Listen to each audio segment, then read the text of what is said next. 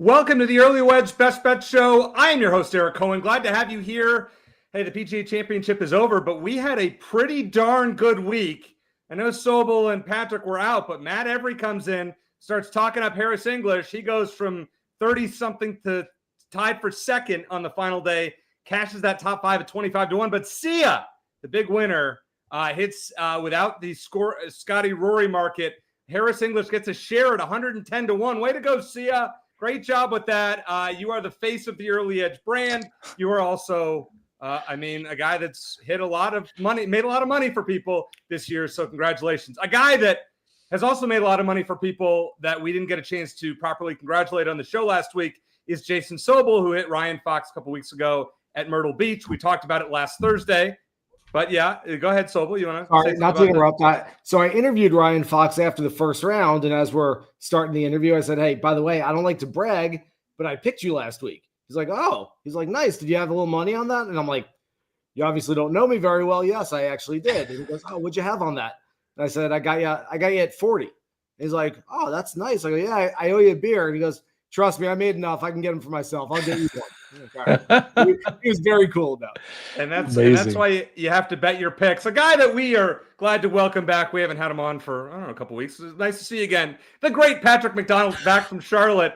All right, Patrick. I mean, you and Sobel were out there. Give us a story from your time at the PGA. Has it been a couple weeks? I was on for the Truist, was I not? That's right. That's true. This is 2 weeks ago. Yeah, 2 weeks ago. Yeah, that's true. It's only been 1 week. One tournament I missed.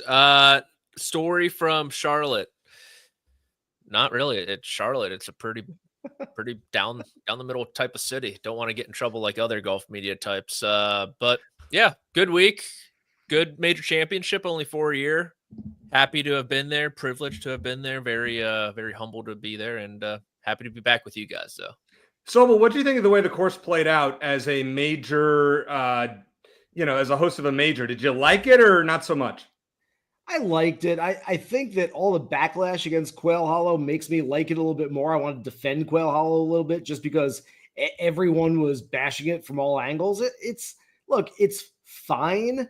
And you have to understand that the way that fans, 99.9% of the people out there are going to look at a major venue is completely different from the way the PGA of America looks at a major venue. There's so much infrastructure there. You have corporate tents, you can have concession stands, you can have merchandise tents with no problem. Instead of cart paths, they almost have like roads going through the golf course. I mean, they're so wide so you can move people around pretty easily. I get it that it's not the greatest golf course in the United States and you might want a better major championship setup. That said, I thought it was fine, and I understand why they go to a course like that. See, we're all friends here. Can you tell us how you came up with Harris English at 110-1 to finish behind Scotty or Rory? We spent a good, EC, you know this. We spent a good 20 minutes probably, maybe, but that's an exaggeration. Somewhere between 10 and 15 minutes between you and me and Matt Every talking about Harris English, because we didn't just have him there, right? I had him in the matchup department. I think obviously Every had him in the top 5 department. The guy was just trending. And the thing is, on a long course, he hits it longer than people think. People have this sort of construction of what Harris English is or who he is as a golfer. And I think he's just bucking that trend, and he was coming in with good form. And it's part of the reason he can be good there at the PGA Championship at Quail Hollow and here, which is a much different type of setup. I think Harris English's game, the beauty of it is that it translates to so many different course types. I would not be surprised without looking later in the show to see if Harris English is on there. Go ahead, Sobel. I was just going to say, guys, I love that Sia hit that. I know Matt Every had Harris English for a top 5 on the show last week. And I love the fact that you guys had to replace Patrick and I with a 2-time PGA Tour champion. I assume that's making up for Patrick's 1 win, my 1 win. You got a 2-time winner in there. Just kind of everything stays even. Is that it? I did tell him off the air. I said, you're the most random back-to-back tournament winner of all time. He's aware. That's true. He's won 2 tournaments. I mean, I didn't mean that as disrespect, but can you think of a more random? Go ahead, Sia. Go ahead. He used the word random to as he's talking to him, and I'm like, yeah, random to you. He's a PGA Tour, he's won twice. He's been competitive in several other tournaments. Just I feel like random wasn't the right word to use. Matt, he's great. I was talking to Matt about 2 months ago. They were starting the ESPN bet stream on PGA Tour Live, and he said, he talked to the Tour Live folks. I really want to do it, and they said, look, you can't, because if you ever want to play on the tour again, you're not going to be able to. You're either all in or you have to be out. If you want to go back, he goes, I'm not playing out there anymore. Yeah, I want to be in. It wasn't even like a thought to him. Yeah, it's cool. He did a great job. I watched him during the feature groups on the Thursday and Friday coverage. It's also cool to see Rick when he had a chance at the Truist to do the ESPN bet. So that was pretty cool to see that on there. All right, Patrick, we're going to start with you with storylines. I mean, this is not really a difficult storyline week here, but go ahead and start us off.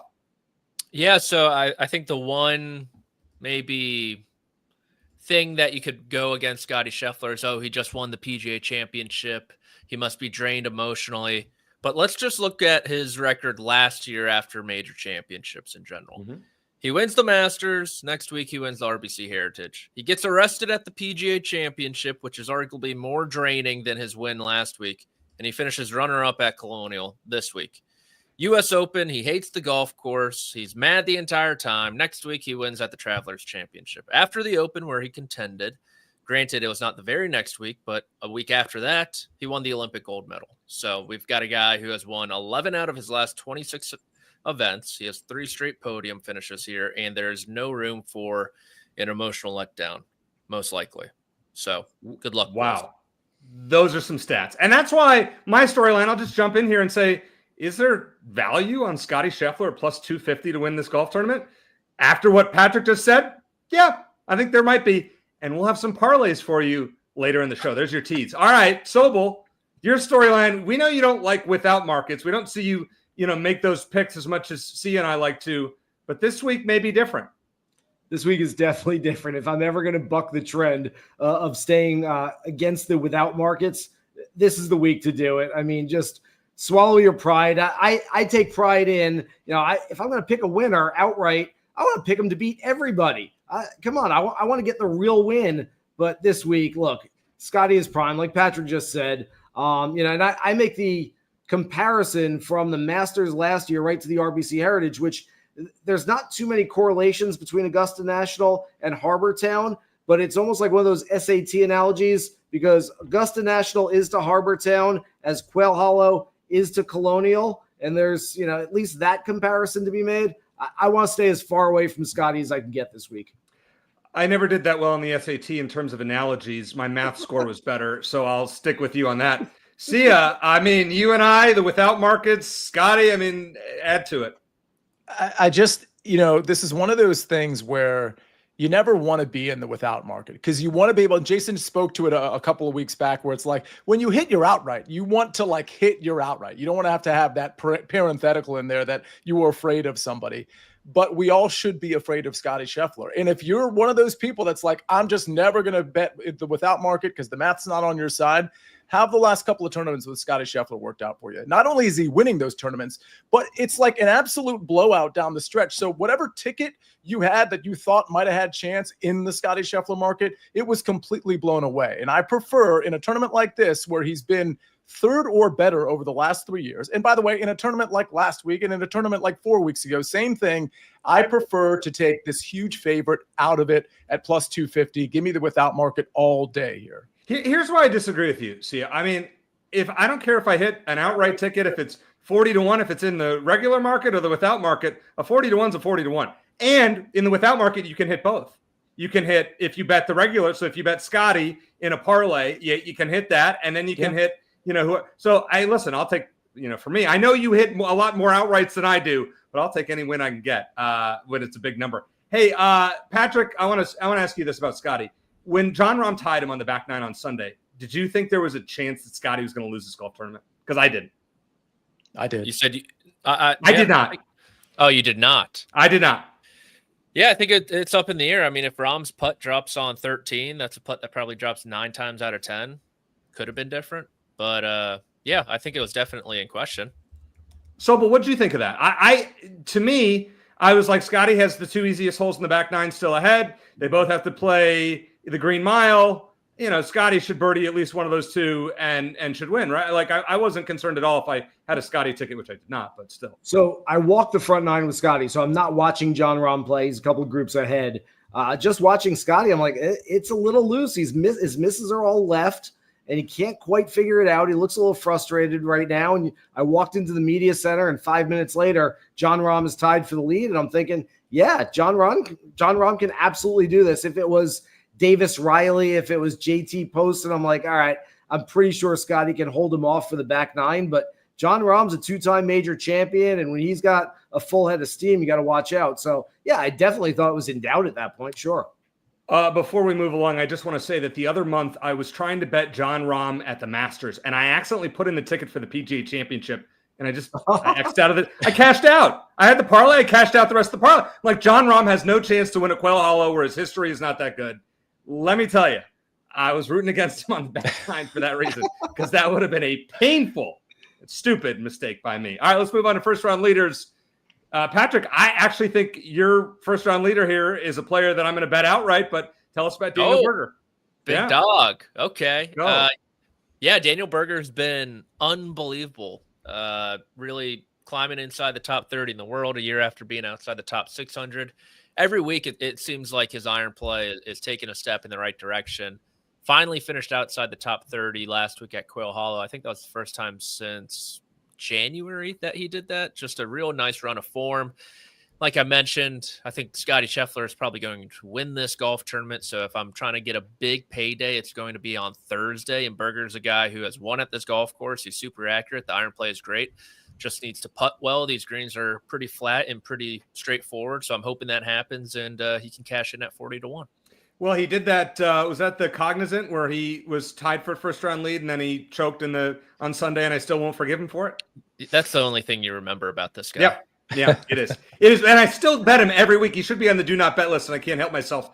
Sobel 12-1 on Scotty Scheffler. I mean, I get it. The way he's playing makes sense. Look, if you want to have some Scheffler investment this week, yeah, you talked about plus 250 actually having value in the outright market. It might. I'm still not going to bet it just because, I don't know, based on principle, I'm not betting anybody at plus 250, even if they are the best player in the world and probably going to win this golf tournament. But if I can get, 5.5 times more on a first-round leader bet, I feel like there's maybe a little deja vu here in that just 3 weeks ago, we saw Scotty Scheffler against a similar kind of field at the CJ Cup. Byron Nelson go out and shoot 61 in the first round and kill all our first-round leader Longshots. I don't mind taking a chance at 12-1. You give me Scotty Scheffler doing anything at 12-1, and I'll probably take a shot on it right now. And then my other guy is Sammy Valimaki at 125-1. He's got 8 first-round scores, sub 70 this year, and 13 rounds. He's 6th on the PGA Tour in round 1 scoring average. He's a guy that tends to step on the gas pedal early, so I don't mind taking a chance in this market on him. Yeah, I like the big number, and that tails right into Sia's plays, because Sia, you always like the big number when it comes to FRLs, and you do not disappoint with the 5-pack this week. Yeah, I got a 5-pack, but I mean, 4 of these are between 80 and 150-1, and the other one is 65-1. So I'm going to go with Lucas Glover, who has great history here. I don't know that he can close the door on winning this tournament, but I think he comes to a place that he's very comfortable. And if the approach play and the putter is working, 65-1, I think that's a very fair number. By the way, these are all morning tee times, and shout out to Matt for showing at least what's projected right now. If you're watching us, if you're listening to the podcast, just know that on YouTube, we're actually showing the AM and the PM splits with respect to wind speeds and wind gusts, which is super, super helpful. The next one after Glover is Matt McCarty. I think Matt McCarty is one of those guys that is going to surprise some people. I think this is a great course for him. Not super long, super accurate. The approach play is really coming into form. 80-1, I like that as well. Nordlander is interesting because I think we all know his approach play is just unbelievably good. With that said, it's always been good, and he's never been good on this course. I think it has something to do with the around the green play, which inevitably comes into play at some point in the tournament, and that's really not a strong suit for him. But on Thursday, shouldn't be a problem. If you're firing at pins, I don't think the wind is, especially in the morning hours, I don't think that's going to be a problem. So I think he could be good for a round at 100-1. Brian Campbell, good course fit, short hitter, very accurate. Ben Coles, super long shot at 150-1. Again, I just think he's a course fit. I've seen enough from the metrics to think he could potentially pop for a round. Coming up next, I have the best bet I think I've given out all year at -105, and it's not the one I share with Sia. We'll find out what it is after we hear from one of our sponsors. Get ready. Wait a second. I thought we were going tubing.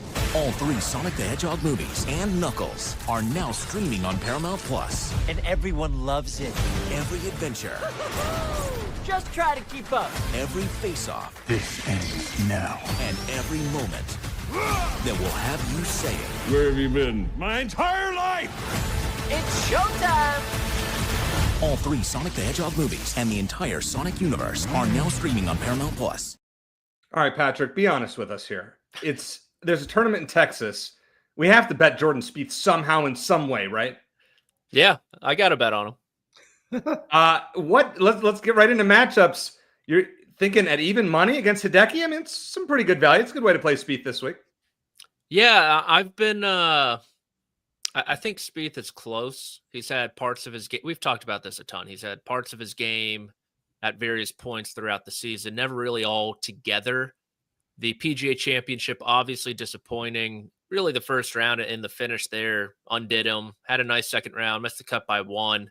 Hideki, meanwhile, we were on the range doing HQ. I look behind me, and he's just pounding drivers, doing speed training, getting it over like 335 yards. It was awesome to watch. He was doing that for about 25, 30 minutes.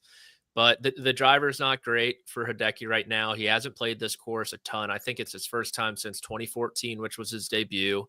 And if there's ever a spot for Spieth to piece it all together, it's probably a course like Colonial where got to be a bit strategic. It's going to rein you in a little bit. So I like that bet at even money. Patrick, where do you find that one? Which book? That was Caesars, I believe. Okay. BetMGM has Spieth as the favorite in that matchup. Hideki at -105. Shop around. I don't know if this is one where you can find some arbitrage on this, but shop around. I mean, if you can find both sides of it with both guys of the dog, obviously you got to put some bankroll into that. But I would just look around into the markets. I think that it's interesting that some have Hideki as the favorite and some have Spieth as the favorite in this one. All right, that's a good catch, Sobel. And might as well stick with it. Talk about Ben Griffin, who's a player that I'm going to mention a little bit later on in the show.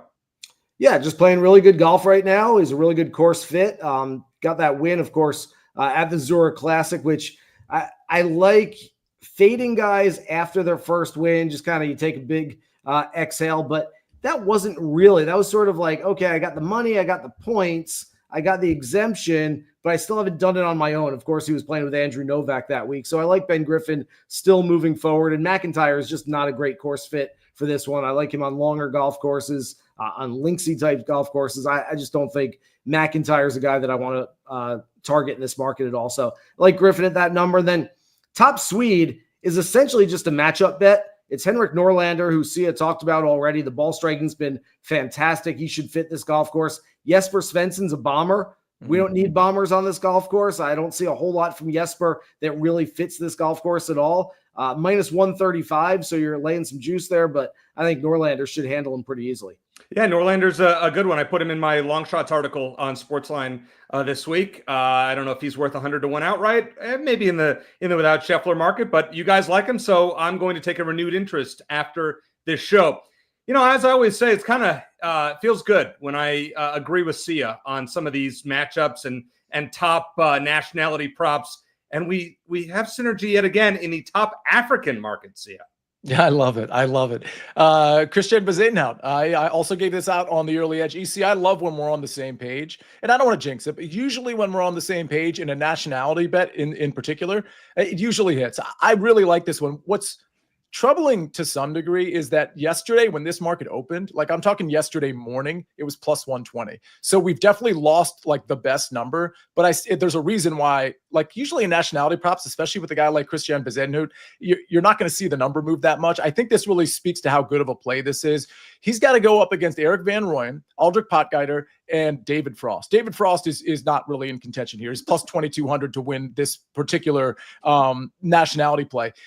EVR has been very inconsistent, and Aldrich is really more of an off-the-tee guy. That's like his one weapon, and he's kind of been bad pretty much everywhere else. What I love about CBS is the ball striking's coming around for him a little bit in a very short sample size, but more importantly, he has been very, very good at this course. And I just, that's my takeaway here. You got a guy that's got a great track record, is probably striking the ball better than the others, and he's a better course fit. Give me CBS -105. Harman, more of the same. I think Harman's ball striking's been a little inconsistent, but I'm going to take him over Andrew Novak because I think he's a better course fit, and he's got excellent history at Colonial. I mean, he's a top 30 machine at Colonial. Andrew Novak's only played here twice. Not great results, but he's also not as good of a course fit. I think Brian Harman, especially with the putter, which is very hot for him, I think he's going to cruise in this one, -125 over Andrew Novak. Sobel, who the heck is David Frost? He's 65 years old and hasn't played in the PGA Tour event since this event in 2020. Why is he playing this week? This event gives some exemptions to past champions. David Frost, Olin Brown, Corey Pavin are all in the field this week. Keith Clearwater won this event sometime in like the 80s and lost his game afterward, like lost it bad, where he didn't have his card and yet kept coming back here until about 4 or 5 years ago. Clearwater is playing every year. He was like in his 60s. He had lost his game in his 30s and he was still coming back and playing this event. That's how Frost is in the field, but yeah, you can fade him. I'm surprised it's probably out there, but there's probably some Frost, Pavin, Olin Brown matchups that you could dig into if you really want to. All right, Patrick, we didn't have you on the show last week, so I have to give a Michael Block mention. If you were to do a heads up between Michael Block and David Frost this week, who you got? Oh man, you remember 2 years ago they gave out Blocky -210 to miss the cut at this event after Oak Hill, which was a generational wealth opportunity there.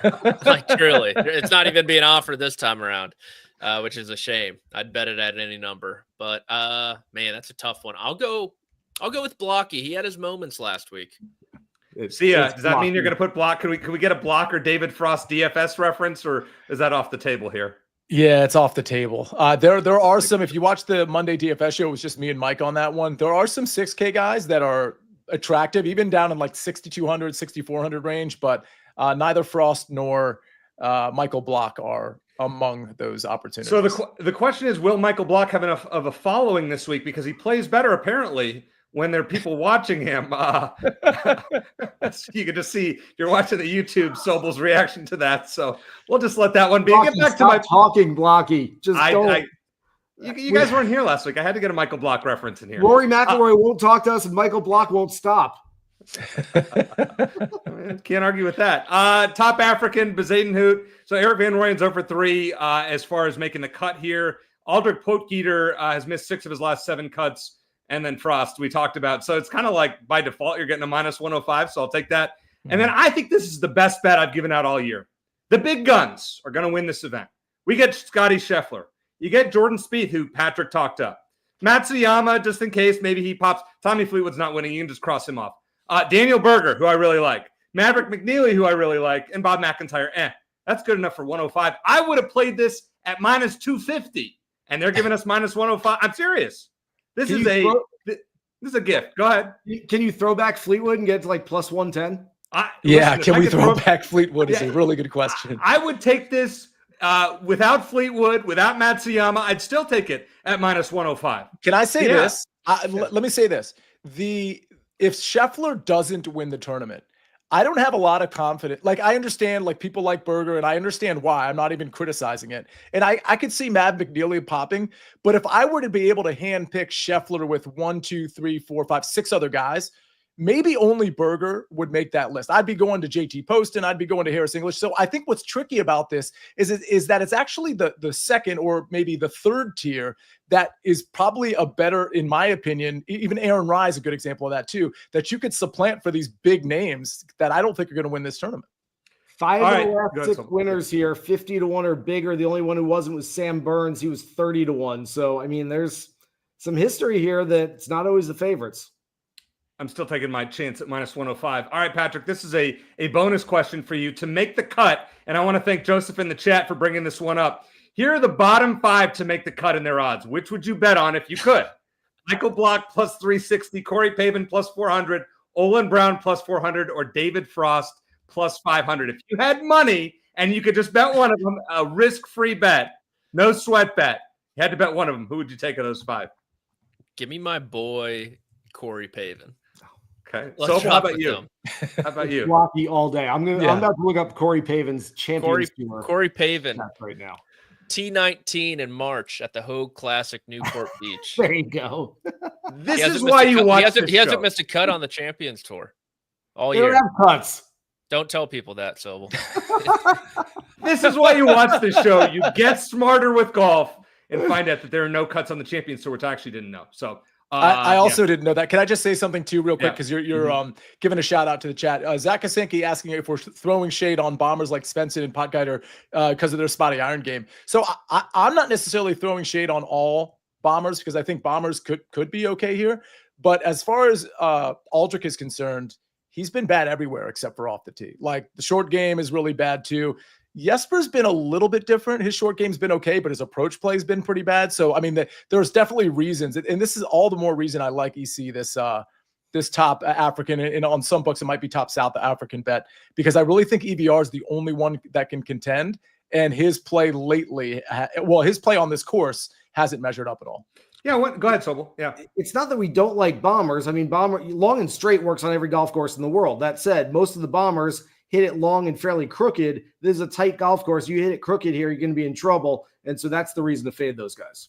A guy that's not really hitting it crooked, and we'll get into our finishing position bets, Brian Campbell, who kind of came out of nowhere to win a few months ago. Had a respectable finish last week, and now Patrick is backing him for wait, he's not the only one backing him. Both Patrick and Sobel are backing him as a top 40. But we'll start with you, Patrick. Why Brian Campbell top 40 at 2-1?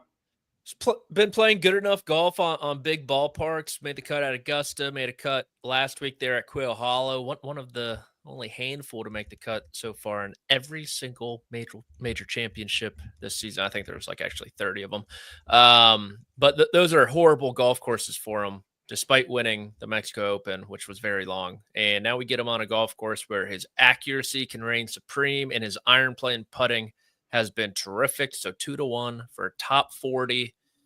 It just seems too good to be true.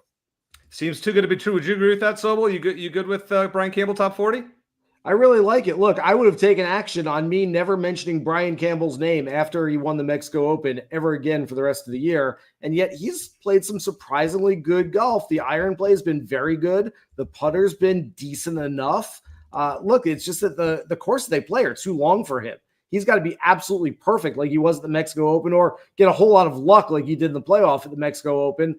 On a shorter golf course, I'm going to take a chance. He knows this is his chance. Like, he gets about 4 or 5 chances a year where he can actually compete with the big boys. This is one of them. I expect him, like I said, top 40. I mean, if you're betting Scotty outright or Brian Campbell in the top 40 at about the same number, I might go Brian Campbell instead. I would certainly go, well, I don't know about certainly, but I do like Aaron Rai for a top 10 also. Again, that's a bigger number than Scotty in the outright markets. Aaron Rai playing some good golf. I like him on tactical type of course. I know everyone gets on Aaron Rai because he plays slow. If you can get over it, his workmanlike sort of approach to everything is sort of admirable. I mean, I'm not sure anyone takes it more seriously than Aaron Rai. That's not to, throw shade at anybody else on the PGA Tour, but just Aaron Rai, the way he works in his game, this should be a really good golf course for him. He was 12th a couple years ago, and I like him this week for a top 10. Aaron Rai will forever never get on my do not bet list because I had him at the Wyndham Championship last year. So thank you, Aaron Rai. That helped after it was a rough first half of the year last year. Sia, JT Poston. I mean, I like him in the top 20. You like him in the top 30. Do tell. Yeah, I do want to just add on a little bit here to what Jason and Patrick just said. So just remember, I have Brian Campbell as a first-round leader. So hopefully he has a good start and we cash all of these tickets, including the top 40. I like that play. And there was one other, Aaron Rai. I just want to put it out there because I don't want to forget to say this. When we're going to get to outrights in a second, there were 2 guys I really wanted to put on my outright card that just didn't make it because I have 3 guys in the 30s without Scotty range, and I just didn't want to force another 1 or 2 because that's too many. But Aaron Rai and Harry Hall were the guys that were sort of on the outside looking in. I just want to kind of put that out there. I don't know what people's outrights look like, but Aaron Rai's name right there just reminded me of it. JT Poston, I don't think we have to talk too much about him. He's got decent history here. I like him in the top 30 at plus 105. And more importantly with JT Poston, this year so far, it was the ball striking was there, but the putter wasn't there. And now the putter is there and the ball striking is there, and it's a good course fit. And he's spiked on this course before, hasn't won, but spiked on this course before. I think JT Poston is this is the perfect setup for him to succeed, in my opinion. Thorborn Olesen, top 40 at even money. No experience here. Outside of that, as long as he can stay reasonably accurate off the tee, I think this guy could potentially win this tournament. His approach play is really, really coming into form. He's good on bent grass. He can be a very good putter. I think this is a very conservative play. And the reason I'm doing the most conservative play in the finishing positions with him is because I'm not sure exactly where he's going to be off the tee. And that fear has me kind of being very conservative in the top 40 market. Farzad in the chat, I'll be honest. Yes, for a few years there, I did wear double gloves. I will not wear double gloves again. I don't need it. My game is. I did. I was like Aaron Rai. I didn't have the dark gloves. I wore the double white gloves, and it didn't work. So I went to the one glove, and it got better. Hey, listen, JT Poston, Sia just talked about him. Don't need to go there. How about Max Grazerman, top 20? Now, Grazerman, he hasn't been amazing here, but he's finished in the top 44 times his last 5 tournaments. We're making progress. T33 at the PGA Championship. Gained more than 5 strokes putting and nearly 3 on approach. The ball striking hasn't been great, but I feel like he's got to get better. This is a guy that I was higher on earlier in the year. Hasn't kind of lived up to expectations. We're getting a nice number at plus 280 here. So I'm going to take the plunge here and post in at plus 160 for a top 20 as well. Now, before we get to our outrights, I just want to point out, if you are watching this video, please like it. Please follow the SportsLine page. Listen, we have the face of the Early Edge brand, literally and figuratively. You're everywhere. It's Sia Nejad. Yeah, I mean, how can you not like this? Please like this video. Please follow the SportsLine brand. And stay tuned, because coming up next, the Do Not Bet list. Will it be in danger this week? We'll find out after we hear from one of our sponsors. I know they know who I am. Jaden Shaw faces her former club. North Carolina battles San Diego in an NWSL showdown. Sunday on CBS Sports Network. They know me. I don't think I've ever been as confident in the no bet list as I am this week. Let's see. Yeah, I mean, Cam Young is not going to win. Keith Mitchell is definitely not going to win. Sahith, I don't even know. Is he even playing? Probably not. Tommy Ladd's definitely not going to win. I think this is a lock. Anybody got a dissenting view on that? I'll just say this. Let me say this, CC, because you've been puffing your chest. Yeah. Beating your chest. Let's not forget, you were inches away from putting Scotty Scheffler on this list. And then he did what he did. So I think I have it on good authority. He watched that and used it as motivation. So look what you did. I heard that too. True. However, I learned my lesson. We are boys. We are boys, as you always point out. Yes, of course. I did put Scotty, for those of you who are new to the show, I did put Scotty on this list last year, and he proceeded to win 6 times after that. At least. It wasn't good luck. At least. It wasn't a good luck. Scotty will never be on the do not bet list ever again. So we'll just go with that. Go ahead, Sobel. I don't think he wins this week. I'm not picking him, but Keith Mitchell's on that list. Farzad in the chat says Mitchell FRL. It should at least be noted. I know we did the first round leader plays a few minutes ago. None of us mentioned Keith Mitchell. Yeah. I've started calling him Thursday Scotty instead of Cashmere Keith. The fact that we haven't mentioned Keith Mitchell probably means that Keith Mitchell is going to be the first round leader again. Yeah. If he's the first round leader, we should just stop doing FRLs here, because we just already know what to bet. Like, we just got to. We're completely stupid if Keith Mitchell is the first round leader and nobody had him. I think he's in afternoon tee time, which honestly, it's not going to be like crazy wins Thursday afternoon necessarily, but it's going to be a little bit more severe. But that's probably why he didn't even make my list. But if this happens again with Keith Mitchell, I agree with you. I'm going to have to take like a 2-week break from first round leaders. Yeah, we're blocking FRLs on the show. I kid. Let's move on to outrights. Patrick McDonald is not afraid of Scotty Scheffler, like really, really not afraid of Scotty Scheffler. In fact, he's going to single bullet it. Really? With Ben Griffin? I hate this bet. I absolutely despise it. I don't know. I honestly wasn't going to put anyone in. I've yet to make the outright bet. This one, I've made the other one in the long shot section. And looking around, I'm liking your guys a lot more than mine. So Ben Griffin, 66-1. I put it on the screen, which means I have to bet it. Someone else had him, which I agree with. That. In the non-Scheffler market. Yeah, I got him. That's good. Yeah. Like playing great golf, sure. But do I expect that guy to go toe-to-toe with Scheffler come Sunday? Probably not. So hopefully Scheffler's just not there. And Griffin, Griffin can do something. I don't I'm a know. little He's playing good disappointed. golf.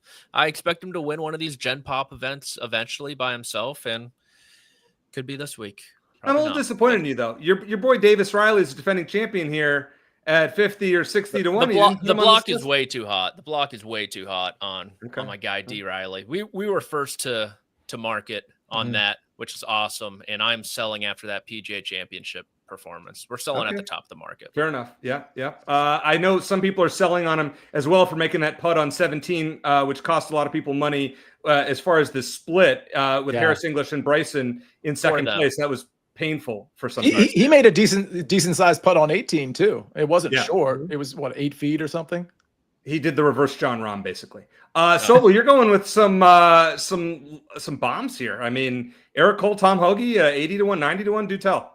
I had them targeted. I was actually sitting in the media center on Saturday and Sunday working on my Charles Schwab challenge picks, which I'm sure maybe other than Patrick, nobody else at the PGA Championship was actually doing on the weekend. But I was working on stuff, and before the numbers even came out, those are two guys that I had on my list. And then the numbers came out, and I'm like, whoa, those are some big numbers for these guys who I like. They've both been playing really well. Eric Cole, 41st last week, but he's been between 5th and 41st in each of his last 7 starts. The ball striking is good. 0 for 2 trying to make the cut at this event, so I'm not sure if Colonial necessarily fits his game, but it should.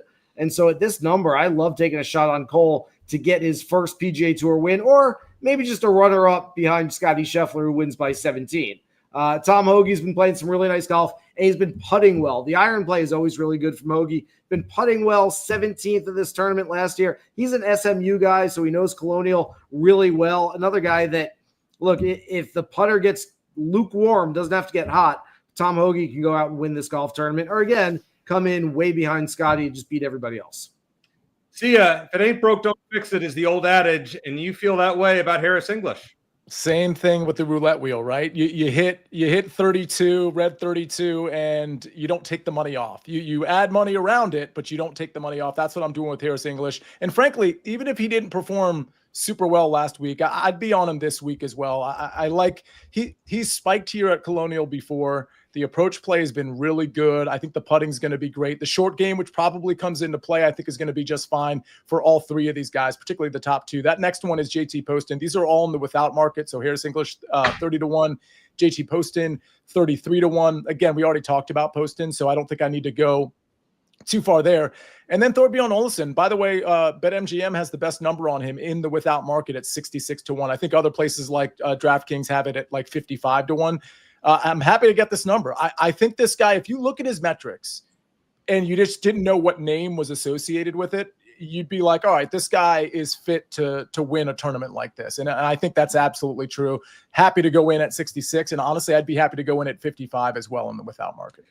So I don't love this number, Daniel Berger, at 18 to 1 in the without market. That's why you parlay it to 100 to 1 by betting tennis, which is what I did with a free bet on one of the apps. So thank you for that. The American, hey, listen, he's gained strokes tee to green in his last 10 tournaments, but the putter, which usually is one of his best attributes, has been negative in 3 straight events. He did win here in 2020. It was the first event after COVID. So I'm going to go with the repeat 5 years later for Daniel Berger, except he's going to lose to Scotty, but that's fine. We're still going to cash an outright ticket of sorts on him at 18 to 1. If not, how about Maverick McNeely? He has 2 finishes of T3 since April began, and last week wasn't bad with a T33 at the PGA. His best finish in 6 trips here was a T17, but I like the way that he's playing of late. Last year here, he gained 6.5 shots on the field tee to green.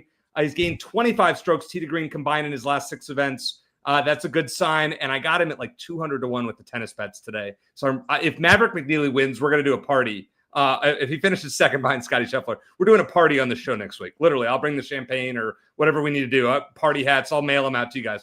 And then Ben Griffin. Go ahead. I also got Ben Griffin at 300 to 1 with my tennis plays. I forgot to mention. No, you got to bet it under 300 to 1, Patrick. This is the key. You got to keep it. I have Johnny Vegas. I lost all my tennis plays, so the parlays are dead. Sorry. So you got to keep refiring. We got plays tonight, Sobel. Come on, we got Hamburg tennis overnight. It will not be on the early edge tomorrow, I have a feeling. Nonetheless, so you got to bet it under 300 to 1. Johnny Vegas, 295 to 1 in my parlay. That's a bonus bet. How about Ben Griffin, though? Listen, he's had a heck of a year. You guys have talked about it. T7 at the American Express, Back-to-back finishes at T4 in late February, early March, won the Zurich and T8 last week at the PGA Championship. He could do nothing the rest of the year. It's still a pretty darn good year, and he's probably finishing close, probably making it to East Lake for the top 30, I would think, right? Is that accurate already? He doesn't do a heck of a lot? It's probably pretty close. He is currently number 21. All right, so he's got to do a little bit more the rest of the year. Okay, fair enough. Nonetheless, he's had a great year, 45-1 to lose to Scotty Scheffler. Yeah, I'm okay with that. All right, let's go to long shots here. Let's see what we got here. Patrick, here's the thing. We got to find a way to keep it under 300-1 for reasons that you can Google when it comes to the sports books, but you're not doing that with Brian Campbell. So if he wins, you're going to feel pretty good about life. Yeah, look, when you can get a guy who's won on the PGA Tour this season, who acquitted himself so nicely in a playoff, didn't hit a single nervy shot in Mexico in extra time, and someone whose iron play is just so red hot at the moment at 300-1 on a great course fit, you got to bet it. You just have to. And so Brian Campbell, 300-1. I don't want to live in a world where Brian Campbell wins twice on the PGA Tour. That's what I was going to say. Imagine that. There's no way that happens. Brian Campbell, two-time winner. Tommy Fleetwood, Cameron Young, zip. Okay, Patrick and Sobel, here's one for you. Who's the most random two-time winner in a season that you can think of off the top of your head? A two-time winner. So this year we've already, and see if you want to get, I'm trying to think, most random in one calendar year, let's just say between January and August. They had to have won twice. Most random name you can come up with. Jim Herman. No, hasn't done it. He won the Wyndham and cost me money that year. Still bitter about that. Just think about that one. I just want to throw that out there. Brian Campbell's not going to be the answer to that trivia question. Why Yang? Okay. Why Yang? Patrick, you got one? At random. I don't. I'm trying to This think. year, the multiple winners are Scotty Scheffler, Rory McIlroy, and Sepp Straka. Brian Campbell's not going to be on that list. Mark Wilson.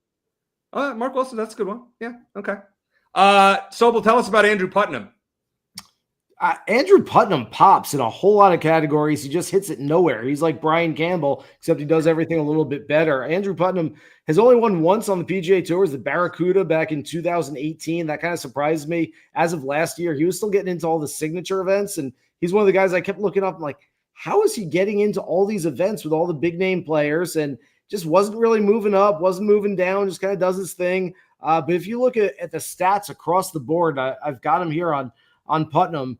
As I pull him up, he was right now he's 33rd in approach, 17th around the greens, and 45th in putting.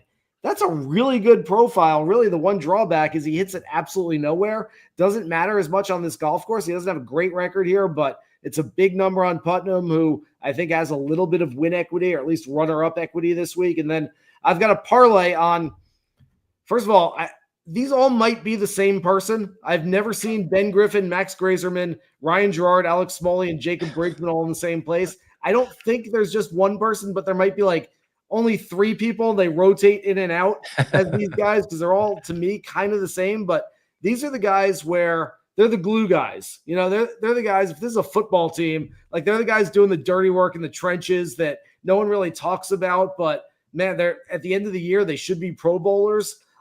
Your buddies who just follow golf but don't bet golf and aren't like really deep into it might have just heard of these guys but don't know much about them and don't think they're that good. These guys are all having really good years, so I couldn't figure it out. I was looking for a make the cut parlay on all these guys. We'll have to figure out the number on this later, but it's got to be a pretty big number for all five guys to make the cut this week.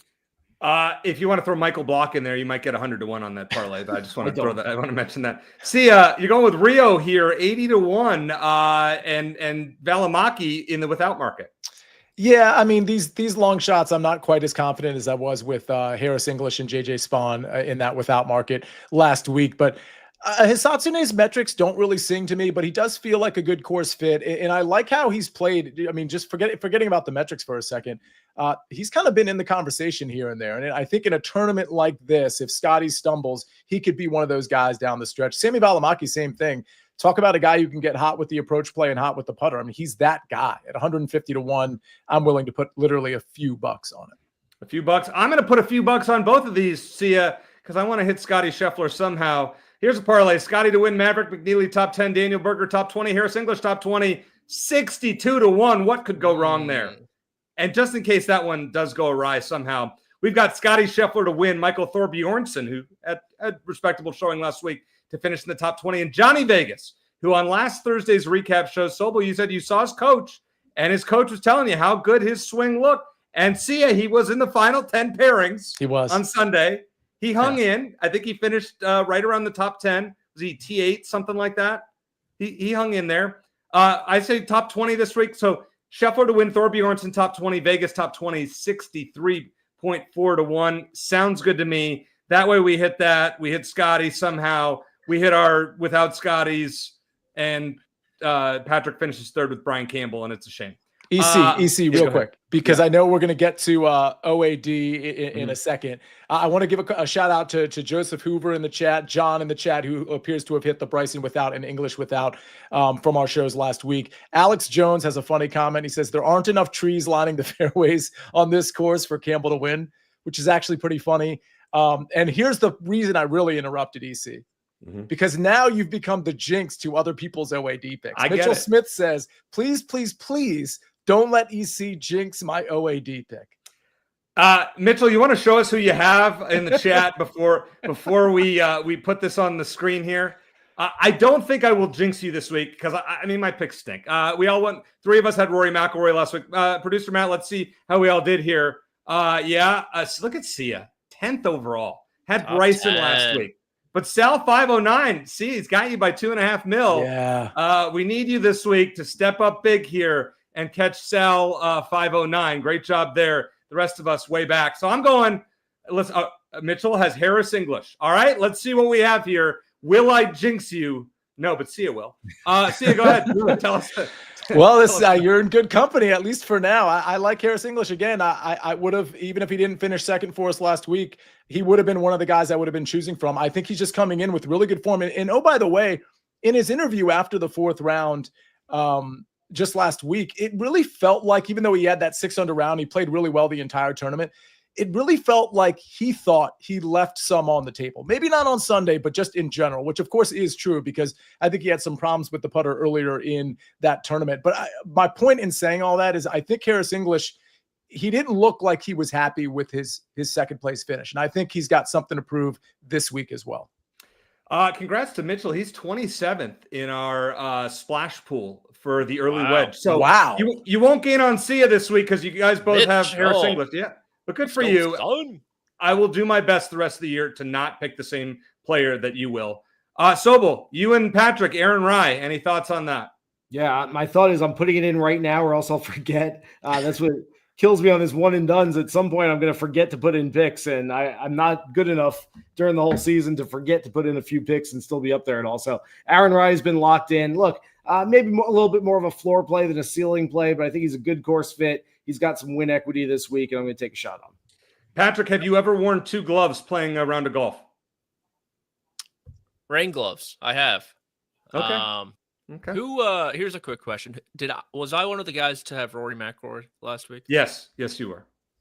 You and producer Josh had. Yeah. There were 3 of us that did. Tough. Sia did Tough. not. Yeah. If you have 2 decision makers, do you really have one? That's kind of where we are finding ourselves right now. But we went with Rye. Again, very, very deep conversation about this. He asked me who I liked. I gave him a couple names. He picked one. And so it is Aaron Rye. I'm going with Maverick McNeely because I'm so far back that I got to try to be different. So every week we're going to get creative on this show. And I promise I won't jinx anyone with my picks going forward. Hopefully not. All right, it's time for the recap screen. And I asked Sobel before the show to give us a story. I asked you, how was Charlotte? And you said it wasn't the best major and it wasn't the worst. So I ask you, do you have a story from your worst major that comes to mind? Well, first of all, I'm glad you asked me because I was racking my brain all day. I've been to Colonial once or twice to cover the event, no real stories. So I was trying to think of a good story time to tell, and I had nothing. So I'm glad you gave me a theme this week. Secondly, I look at majors, and when we're covering them, Patrick, I'll defer to you and see if you think the same way. But for me, it's more about logistics. It's not Oh, I mean, yeah, going to the Masters this year and Rory claiming the career Grand Slam. That's great. I love being there for history. But for the most part, it's how are the logistics? Okay, we stayed 10 minutes away. It was super easy. There were no weather delays. Everything kind of trains running on time, and it worked really well as opposed to you're going back and forth an hour and a half or 2 hours each way. And it's just a miserable tone to everything the entire week. I hate to say it, 2009 Open at Bethpage. I'm from Long Island, so I think I was staying with my folks that week. But it was just a messy week. I mean, you couldn't walk outside without getting mud all over yourself. And it went, I believe, to Monday. That was kind of nasty. That comes to mind. I don't have there's not one that springs to mind that was like, man, that was awful being there. I can think of some PGA Tour events that were pretty bad. Give us one. Give us one that you remember. I'll give you one that the Phoenix Open in 2024 was a mud pit. It was pretty bad. Yeah, Patrick, you were there. It was not the best. It was like World War Z. People just climbing over each other. That was the Super Bowl weekend too, right? That was down in Arizona, right? No, it was the week. That was the year before. So it was the Super Bowl that was in Vegas that was on CBS. Gotcha. And it just rained a lot, and we couldn't park in the parking lots. There was mud everywhere. I still have pairs of shoes that haven't recovered. All right, Sobel, what's the worst, dirtiest event you can remember? Yeah, I don't know if worst, dirtiest. It's hard when you first get out there, at least for me. And I started covering golf full time in 2004. The U.S. Open next month will be my 25-year anniversary from my first U.S. Open that I covered at the 2000 Open at Pebble Beach, which is crazy. I still got the credential up there on the wall behind me. Patrick wasn't even born at that point yet. That's how old I am. What was I just gonna say? I just had you're the one tournament that was kind of You know what? It's more. It's not necessarily like one. I remember 2004 PGA was like the first one I ever really went to on my own. Booked my own travel. I don't know. It's Oakland Hills, Detroit. I'm like, I don't know. Here's a hotel. It's pretty cheap. They'll like I'm saving money. I stayed in 8 Mile. Not the greatest neighborhood to be covering a major championship. I can remember getting on driving to the golf course and I'm like, hey, media. And, there's some volunteers like, I think you guys are parking at the stadium. It's about 10 miles north for whatever tournament it would be. And you're like, okay, I don't know. I just started. I don't know what's going on. And you'd go park at the stadium and get on a bus and everyone else is hammered. And you're like, I don't think this is media. I don't know what's going on. It's really tough. I mean, you go cover other events and you've got other people around you and other people from your company that are probably there. Back in the day, I'd be like the one person from my company that was going. I'm like, I don't know what's going on right now. So it takes a while to get accustomed to life on the road. It takes, at least a few months to a year of doing it and kind of being confident and going, telling the volunteer, no, I'm up there. I'm driving past you. I'm going to park here. So it's not easy. I know that's not, it's not great story time, but there have been some bad ones, some really good ones. Have you ever been arrested like Scotty Scheffler was last year at the PGA? No comment. Patrick, what's your? I have not. I've been pulled over. Okay, that's fair. I mean, respect it. Patrick, what's one that stands out other than last year's Phoenix Open that was not your favorite experience going to? I'll just say, walking into the course this Saturday early, it was raining. I thought to myself, it would be so easy to get arrested right now. There are so many volunteers who are puffing their chest out, so many security guards, so many police officers, and it's like, I could see it. I could totally see how this could happen. So I'll just say that much. So, but you were there. In the chat, Greenbrier got flooded one year. It did, but when you stay in the Greenbrier Hotel, they got a casino downstairs. Go flood all you want. I don't need to watch any golf. I'll just hang out here. That was great. Were you at the Solheim Cup in VA where it was a disaster? Joseph wants to know, or the PGA last year when Scotty got arrested? I assume you were there at that one. I have never covered a Solheim Cup. I was there when Scotty got arrested. The rest of the week was great. That was his problem, not mine. I need some more time with this one. We might circle back on this one. I'll write down some notes and go through. If you can see, I'll have to go through the credentials at some point. Wow. And I'll just kind of, there you go. That is a Hall of Fame in a way of sorts. Yeah. Sia, I don't want to leave you out here. Just a final thought here. Any sporting event you've been to that was the least pleasurable experience that you can remember? Not really. The first thing that comes to mind is that, like, when you leave an NFL game, the traffic is like incredibly bad. But no, I don't have any bad experiences. The worst one that I can think of off the top of my head is the Final Four in a football stadium. Never fun unless you have really, really low seats. I was in the first level and felt like I was looking at ants, and U of A wasn't playing, so it's kind of a bummer. Nonetheless, go ahead. Also, there's one 2014 PGA was at Kiowa. Patrick, you're in Charleston. How far away from Kiowa are you?